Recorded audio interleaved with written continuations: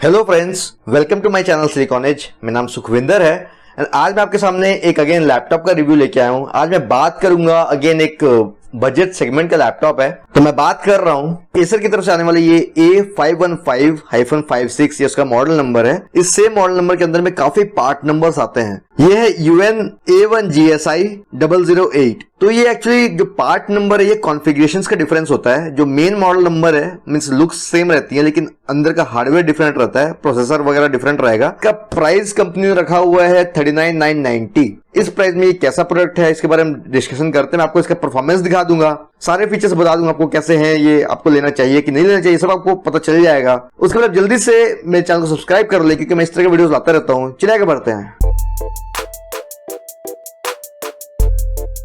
तो सबसे पहले मैं आपको इसकी बिल्ड क्वालिटी के बारे में बता दूं। देखिए, इस प्राइस में बिल्ड क्वालिटी वैसे बहुत ज्यादा हाई एक्सपेक्टेशंस नहीं होती हैं। मैक्सिमम लैपटॉप्स इस प्राइस में जो आते हैं वो प्लास्टिक बॉडी के साथ ही आते हैं। बहुत कम ही कंपनीज हैं, जैसा अविता जैसी कोई कंपनी है जो इस प्राइस में दे देती है मेटल बॉडी, लेकिन कोई ब्रांडेड कंपनी जो नॉर्मल कंपनीज इंडिया में चलती हैं, एसर, आसूस, ये सब नॉर्मली नहीं देते थे। इस पर्टिकुलर मॉडल में एक फायदा ये है कि इसका जो बैक कवर है मीन्स जो टॉप है डिस्प्ले के ऊपर का, ये एल्यूमिनियम का है। दैट मीन्स ये मेटल यूज किया है इन्होंने, तो यहाँ इन्होंने बिल्ड क्वालिटी अच्छी रखी है। बाकी तो पूरा प्लास्टिक बिल्ड है। इन्होंने काफी स्लिम लैपटॉप बनाया है और काफी लाइट वेट भी है। 1.65 kg ही है इसका वेट। आप देख सकते हो, मैंने एक हाथ से मैंने इसको उठाया हुआ है, मुझे कुछ खास भारी नहीं लग रहा है, ओके है। अब अगर आप देखते हैं और स्टडीनेस कितनी है इसकी, तो अगर हम एक तरफ से इसको उठाते हैं ऐसे, तो देखिए यहाँ मुझे कोई वॉबलिंग इफेक्ट नहीं आ रहा है, जबकि एचपी में भी वॉबलिंग इफेक्ट आता था, इस पे नहीं आ रहा है। तो दैट मींस इसकी जो बॉडी इन्होंने यूज की है थोड़ी मजबूत है इसकी बॉडी। अब बात कर लेते हैं स्पेसिफिकेशंस की। तो ये जो मॉडल मेरे पास है ये आता है इंटेल के core i3 11th generation processor के साथ, जिसका मॉडल नंबर है 1115G4। ये जो प्रोसेसर है ये 2 कोर्स का प्रोसेसर है और ये हाइपर थ्रेडेड कोर्स है। आपको इस तरह से टोटल 4 थ्रेड्स मिल जाती हैं टास्क परफॉर्म करने के लिए। और इसकी बेस फ्रीक्वेंसी है 3.0 गीगाहर्ट्ज और इसकी मैक्स बूस्ट स्पीड जाती है 4.1 गीगाहर्ट्ज, जो कि टर्बो बूस्ट होता है। पावर कंजम्पशन की बात करिए कि प्रोसेसर ये 28 वॉट्स पावर कंज्यूम करता है फुल लोड में। इसके बाद अगर बात करते हैं रैम की, तो इस पे मुझे 4GB रैम मिलती है जो कि DDR4 रैम है और जिसकी फ्रीक्वेंसी है 2666 मेगाहर्ट्ज। अब एक चीज नोटिस करने वाली है, इसके साथ जो रैम मिली है 4GB वो कोई स्लॉट में नहीं लगी हुई है, वो इसके मदरबोर्ड पे फिक्स्ड है, जिसे हम ऑनबोर्ड रैम बोलते हैं या फिर सोल्डर्ड रैम भी आप बोल सकते हो। पर आपको यहाँ एम्प्टी स्लॉट मिलता है एक, जिसपे आप रैम अपग्रेड कर सकते हो। मैंने इसमें 16GB लगाया था जो मेरा काम कर गया था, तो इस तरह से मुझे 20GB की रैम मिल रही थी। तो इसमें फायदा ये है कि आप इसको डुअल चैनल में भी यूज कर सकते हो। अभी जो इसमें रैम लगी है 4GB वो सिंगल चैनल में ऑपरेट हो रही है। आप जैसे इसका सेकंड स्लॉट यूज करोगे जो एम्प्टी स्लॉट है, तो आपको डुअल चैनल स्पीड मिलेगी, तो वहां पे परफॉर्मेंस इंक्रीज होगा। और ये मैक्स DDR4 3200 मेगाहर्ट्ज तक सपोर्ट करता है, तो यहाँ कोई इश्यूज नहीं है रैम को लेके। एटलीस्ट आपको कुछ अपग्रेड मिल रहा है। अब अगर बात करते हैं स्टोरेज की, तो इस पर्टिकुलर मॉडल में आपको 256GB की NVMe SSD मिलती है। अब इसमें मुझे वेस्टर्न डिजिटल की NVMe मिली है और आपको इस पे एक 2.5 इंच की हार्ड डिस्क लगाने के लिए भी स्लॉट एम्प्टी मिलता है लैपटॉप के अंदर, जो आप अपने अकॉर्डिंग हार्ड डिस्क अपग्रेड कर सकते हो। अब चाहे आप सादा हार्ड डिस्क लगाओ या नॉर्मल मैकेनिकल हार्ड डिस्क लगाओ, आपके ऊपर है। अब बात करते हैं कीबोर्ड की, तो आप जैसे देख रहे होंगे ये फुल साइज कीबोर्ड है। आपको नम कीज भी मिलती हैं।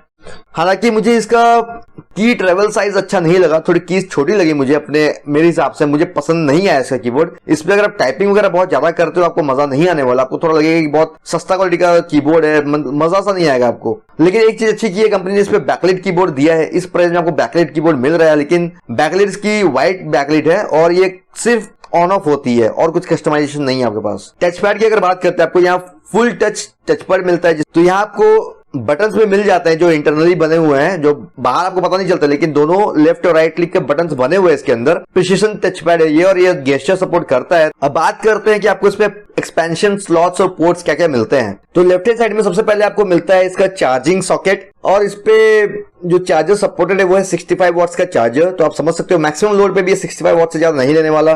फिर आपको इस पे एक चीज अच्छी कि स्लिम ट्रिम लैपटॉप हो, लेकिन इन्होंने फिर भी इस पे RJ45 जैक दिया है और ये 1 Gbps की स्पीड सपोर्ट करता है। हमें यहाँ पर एक HDMI पोर्ट मिलता है और यहाँ भी अगेन एक अच्छी चीज की है एसर ने, यहाँ आपको HDMI 2.0 का सपोर्ट दिया है। अब HDMI 2.0 का फायदा यह है कि आपको हाई बैंडविड्थ सपोर्ट मिलता है। इसके बाद हम देखते हैं यहाँ पर हमें 2 यूएसबी पोर्ट्स मिलते हैं जो कि full size USB type A ports हैं और ये सुपर स्पीड पोर्ट्स है, आपको 5 Gbps की स्पीड मिलती है। और अगर बात करते हैं आपको टाइप सी पोर्ट मिलता है जो कि अगेन यूएसबी 3.2 पोर्ट है। और लेकिन आपको एक चीज ध्यान रखनी है, इस पे एक्सटर्नल डिस्प्ले का सपोर्ट नहीं है टाइप सी के थ्रू और ना ही पावर डिलीवरी सपोर्ट करता है। तो राइट हैंड साइड में आपको सबसे पहले एक किंगस्टन लॉक मिलता है। इसके बाद आपको एक full size type A USB 2.0 का भी सपोर्ट मिलता है यहाँ पर। तो एटलीस्ट अगर आपको कोई ऐसी डिवाइस यूज करनी है जिसको यूएसबी 2.0 ही पोर्ट चाहिए तो आपके पास ये ऑप्शन है यहाँ पर। फिर आपको यहाँ पर 3.5mm जैक मिलता है जो कि हेडफोन और माइक्रोफोन कॉम्बो जैक है। और आपको ये 2 एलईडी इंडिकेटर्स मिलते हैं, एक पावर और एक बैटरी चार्जिंग की। तो हमें नीचे की तरफ 2 स्पीकर्स मिलते हैं दोनों साइड जो कि स्टीरियो स्पीकर्स हैं और ये एसर हार्मनी टेक्नोलॉजी सपोर्ट करते हैं। साउंड काफी लाउड थी इनकी, मैंने जो नोटिस किया अच्छी खासी साउंड प्रोड्यूस करते हैं ये, मींस बहुत ही आपको लो ग्रेड प्रोडक्ट नहीं फील होगा। अब आप इसका स्पीकर टेस्ट देख लो कि इसका स्पीकर कितना लाउड है, आपको आइडिया हो जाएगा।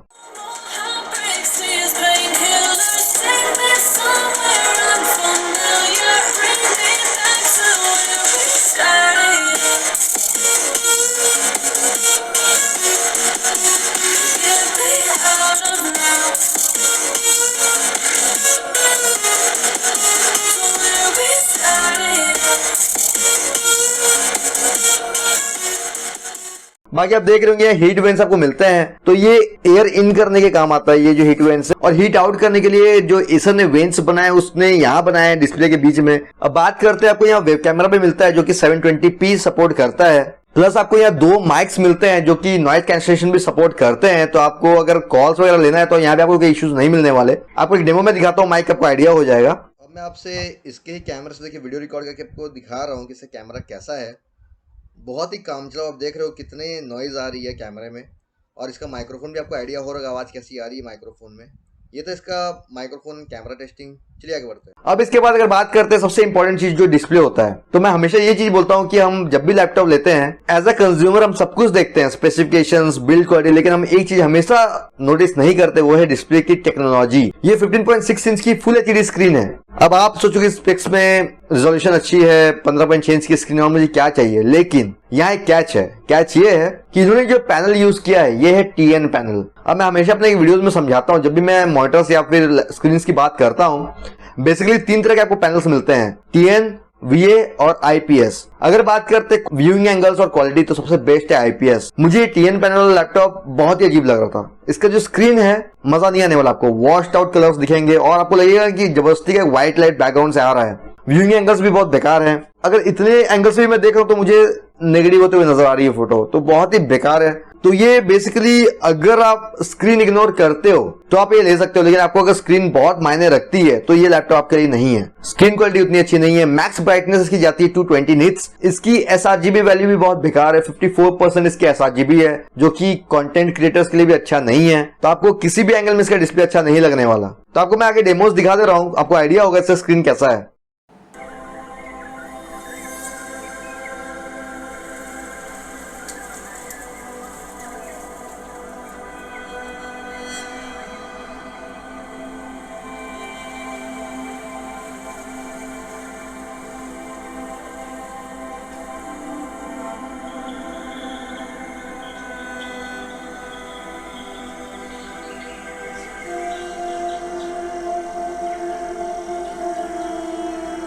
तो परफॉर्मेंस में पहली चीज आती है बैटरी बैकअप। नॉर्मली हम जब भी इस तरह के लैपटॉप्स लेते हैं तो हम एक चीज हमेशा ध्यान में रखते हैं कि इसका बैटरी बैकअप अच्छा होना चाहिए। तो इसका बैटरी बैकअप अगर मैं बोलूं बैटरी कैपेसिटी कितनी है, तो कंपनी को मेंशन किया तो 43 से 45 वॉट के आसपास मेंशन किया उन्होंने, लेकिन मैंने जो इसकी स्पेसिफिकेशंस देखी बैटरी की, यहाँ 53 वॉट आवर की बैटरी आपको मिलती है। एसर ने तो बोला है कि इसका बैटरी बैकअप है 8.5 घंटे का। मैंने जब 100% लोड दिया था जीपीयू और सीपीयू को, तो ये अराउंड 2 घंटे 10 मिनट में फुल्ली डाउन हो गया था। फुल लोड में इतना चल जाना मतलब बहुत हो जाता है। और अगर आप नॉर्मल 25% के आसपास यूज करते हो सीपीयू, मींस आप मूवी भी देख रहे हो, ऑफिस वर्क कर रहे हो, तो ये आराम से 6 घंटे का बैकअप दे देते हैं। तो आप इसका एक मूवी और बैटरी बैकअप टेस्ट देख लो, आपको आइडिया हो जाएगा। आप मूवी वगैरह देखते हो तो कितनी देरी चलता है। Okay, Thor, hit me.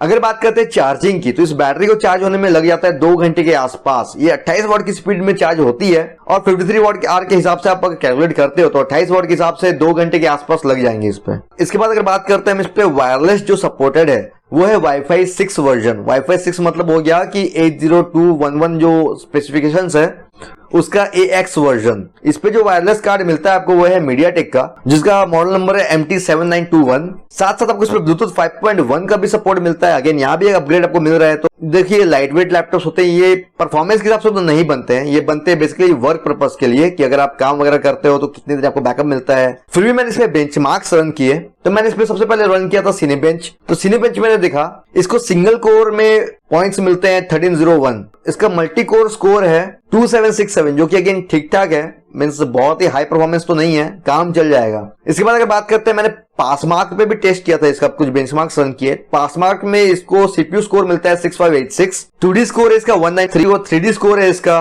1538 और मेमोरी स्कोर इसका है 1705। तो देखिए स्कोर्स ठीक ठाक है, लेकिन अगर आपके पास i5 का 10th जनरेशन है तो ये उससे स्लो है। मैंने i5 का 10th जनरेशन देखा है जो U है मॉडल 10210U, वो इससे फास्ट है। इसके बाद अगर बात करते हैं गेमिंग परफॉर्मेंस की, तो देखिए ये सब गेम्स खेलने के लिए तो बनते नहीं है लैपटॉप्स, लेकिन फिर भी मैंने GTA 5 ट्राई किया। अगर मैं 720p पे खेल रहा था उसे तो मुझे 40-45 प्लस का FPS मिल रहा था, और अगर मैं उसे 1080p में खेल रहा था तो मुझे 22 प्लस के आसपास FPS मिल रहा था। तो आप गेमिंग टेस्ट देख लो, आपको आइडिया हो जाएगा।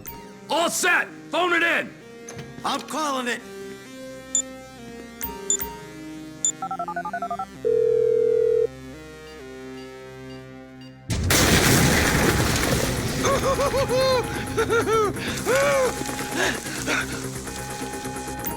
All right. Give it up. I got him. I saw your face. I'll remember you. You forget 1,000 things every day. How about you make sure this is one of them? I've seen his eyes. He's crazy. No one's crazy. Right think. Be cool. That's right, pal. I'm fucking crazy. Oh boy.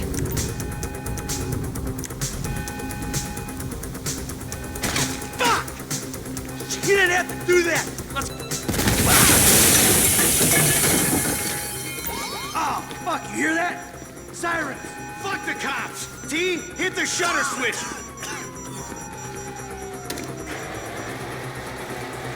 What the fuck is this? Get out of the way! Fuck these guys! Drop it, prick! You shouldn't have been a cop! Press forward! Move! We're coming through! Back the fuck! अब बात करते हैं stability की। तो मैंने जो चीज notice की है कि जब मैं इसे फुल लोड दे के टेस्ट कर रहा था तो इसका जो मैक्सिमम टेम्परेचर गया वो अराउंड 71-72 के आसपास जाता है, फिर वो ड्रॉप करने लग जाता है। लेकिन वो इसलिए ड्रॉप करता है कि मैंने जो नोटिस किया कि ये जो प्रोसेसर है, ये जो पावर कंज्यूम कर रहा था वो भी कम हो गया था। मैक्स टेम्परेचर लिमिट है 100 डिग्री सेल्सियस प्रोसेसर का, तो वहां तक तो पहुंच ही नहीं रहा है, वो 70 से 75 के बीच में ही वो इसे ड्रॉप कर दे रहा है स्पीड को, जो चीज मुझे सही नहीं लगी। तो ये एक इश्यू है इसमें। तो अगर आप बहुत फुल लोड देके कुछ काम करते हो, वीडियो एडिटिंग वगैरह करते हो, तो आपको कहीं ना कहीं रेंडरिंग में इश्यू आने वाले हैं। बाकी ऐसे ओवरऑल परफॉर्मेंस अच्छा है इसका लैपटॉप का। आपको विंडोज 10 होम सिंगल लैंग्वेज मिलता है इसके साथ, प्लस आपको Microsoft office home and student version भी फ्री मिलता है इसके साथ। बस आपको एक्टिवेट करना है, वो लाइफ टाइम लाइसेंस है। तो बहुत सही चीज कंपनीज कर रही है आजकल। मैं देखा HP ने भी ये चीज किया था। बाकी अगर आप पूछो कुछ इश्यूज की बात कर लो तो मैंने ऑलरेडी इश्यूज बता दिए साइड बाय साइड में, फिर भी आपको बता देता हूँ एक शॉर्ट में। इसमें जो चीज अच्छी नहीं है वो इसके स्क्रीन में आपको एकदम मजा नहीं आने वाला है। अगर आपने IPS स्क्रीन यूज की है तो आपको ये लैपटॉप बहुत बेकार लगने वाला है। कैमरा इसका एकदम अच्छा नहीं है। कैमरा में ऐसा लगता है कि जैसे मतलब हेजी सा फोटो आता है, उतना मजेदार फोटो नहीं आती है कैमरे में, बहुत ही काम चला हुआ है। चार्जिंग थोड़ी स्लो है इसकी, 2 घंटे के ऊपर थोड़ा सा लग जाता है इसे फुल चार्ज होने में। कीबोर्ड जैसे मैंने आपको बताया थोड़ा फिल्मजी लगता है, सस्ता सा लगता है कीबोर्ड। की ट्रेवल साइज भी थोड़ा छोटा है, तो आपको अगर बहुत ज्यादा टाइपिंग करना तो आपको मजा नहीं आने वाला। फिर जैसे मैंने आपको बताया कि इसकी स्पीड थ्रॉटल बहुत जल्दी हो जाती है, 71 डिग्री जैसे क्रॉस करता है तो स्पीड थ्रॉटल हो जाती है CPU की। इसमें जो रैम है ऑनबोर्ड 4GB, उसमें कल को इश्यू हो सकता है कि अगर मान लीजिए कल को आपकी रैम प्रॉब्लमेटिक होती है तो आपको पूरा मदरबोर्ड ही इसका चेंज करना पड़ेगा। बाकी ऐसा अगर रिकमेंडेशन की बात करूं तो अगर आप डिस्प्ले छोड़ के बाकी परफॉर्मेंस की बात करते हो तो ये रिकमेंडेड लैपटॉप है। स्लिम है, बिल्ड क्वालिटी अच्छी है, एल्यूमिनियम बैक दिया हुआ है इन्होंने, सब तरह से अच्छा है। अगर आपको डिस्प्ले मैटर करता है तो ये आपके लिए नहीं है। तो ये था मेरा रिव्यू एसर के इस एस्पायर 5 A51556 लैपटॉप का।